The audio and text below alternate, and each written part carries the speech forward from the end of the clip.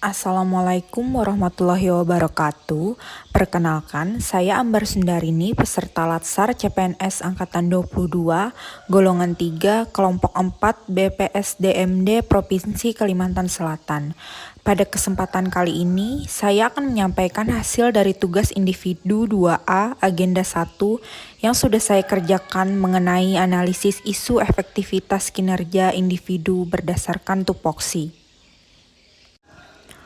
Baiklah, akan saya mulai dengan memaparkan 3 isu yang sedang berkembang di tempat saya bekerja, Dinas Pekerjaan Umum dan Tata Ruang Bidang Bina Marga.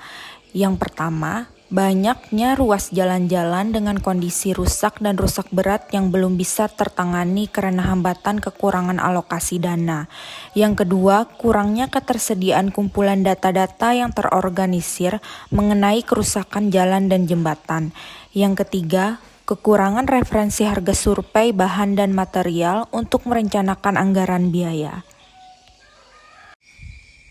Dari ketiga isu yang sudah saya sebutkan tadi, saya akan menganalisis atau menemukan isu prioritas yang akan diselesaikan terlebih dahulu menggunakan metode USG dan APKL.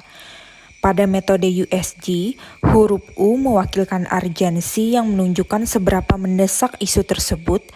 Huruf S mewakilkan seriousness yang menunjukkan seberapa serius isu tersebut, dan huruf G mewakilkan growth yang menunjukkan seberapa besar kemungkinan isu tersebut menjadi semakin buruk apabila dibiarkan. Sedangkan pada metode APKL, huruf A mewakilkan aktual, yaitu isu tersebut masih dibicarakan atau belum terselesaikan hingga masa sekarang. Huruf P mewakilkan problematik, yaitu isu yang memiliki dimensi masalah yang kompleks sehingga perlu dicarikan segera solusinya. Huruf K mewakilkan kehalayakan, yaitu isu yang diangkat secara langsung menyangkut hajat hidup orang banyak. Huruf L mewakilkan layak, yaitu isu yang masuk akal dan realistis serta relevan untuk dimunculkan inisiatif pemecahan masalahnya. Penilaian kualitas isu pada metode USG dan APKL dilakukan dengan menentukan skala nilai. Isu yang memiliki total skor tertinggi merupakan isu prioritas. Angka 1 diartikan sangat tidak mendesak, angka 2 diartikan tidak mendesak, angka 3 diartikan cukup mendesak, angka 4 diartikan mendesak, angka 5 diartikan sangat mendesak. Baiklah, pada slide ini saya akan memberikan nilai-nilai pada 3 isu yang berkembang di tempat saya bekerja menggunakan metode USG. Isu banyaknya ruas-ruas jalan dengan kondisi rusak dan rusak berat yang belum bisa tertangani karena hambatan kekurangan alokasi dana. Nilai urgensinya 3, nilai seriousness-nya 4, dan nilai growth-nya 4. Sehingga setelah dijumlahkan nilai totalnya 11. Isu kurangnya ketersediaan kumpulan data-data yang terorganisir mengenai kerusakan jalan dan jembatan. Nilai urgensinya 3, nilai seriousness-nya 2, dan nilai growth-nya 2. Sehingga setelah dijumlahkan nilai totalnya 7. Isu kekurangan referensi harga survei bahan dan material untuk merencanakan anggaran biaya. Nilai urgensinya 5, nilai seriousness-nya 4, dan nilai growth-nya 4, sehingga setelah dijumlahkan nilai totalnya 13. Dilanjutkan dengan menganalisis menggunakan metode APKL. Isu banyaknya ruas-ruas jalan dan kondisi rusak dan rusak berat yang belum bisa tertangani karena hambatan kekurangan alokasi dana, nilai aktualnya 4, nilai problematiknya 4, nilai kehalayakannya 4, dan nilai layaknya 4. Sehingga setelah dijumlahkan nilai totalnya 15.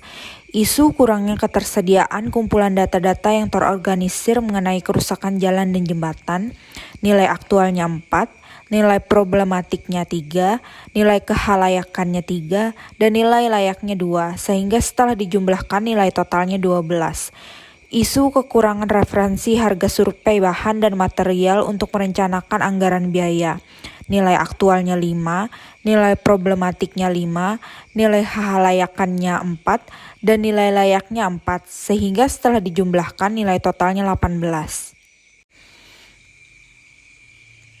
Jadi dapat disimpulkan dari hasil identifikasi dan penilaian isu melalui teknik USG dan APKL yang sudah dipakai, isu kekurangan referensi harga survei bahan dan material untuk merencanakan anggaran biaya dengan nilai total paling tinggi yang akan diselesaikan terlebih dahulu.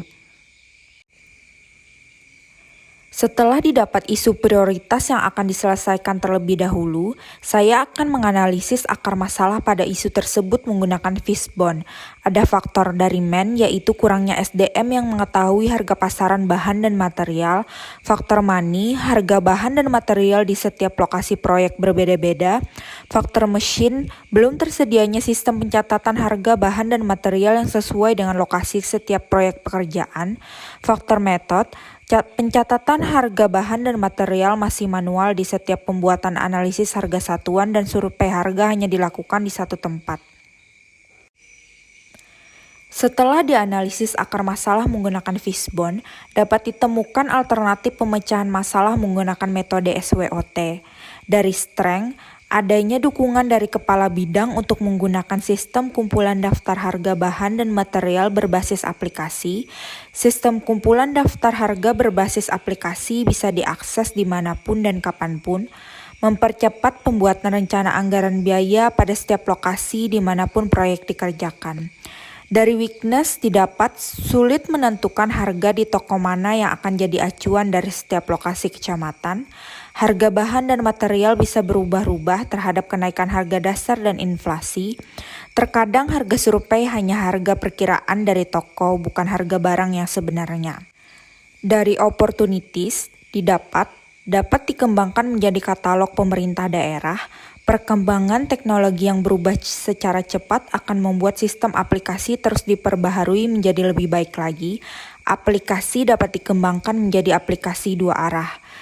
Dari faktor threats, penyalahgunaan jaringan atau hacker, kegagalan pada server aplikasi apabila banyak pengakses dalam waktu yang sama, rawannya markup pricing.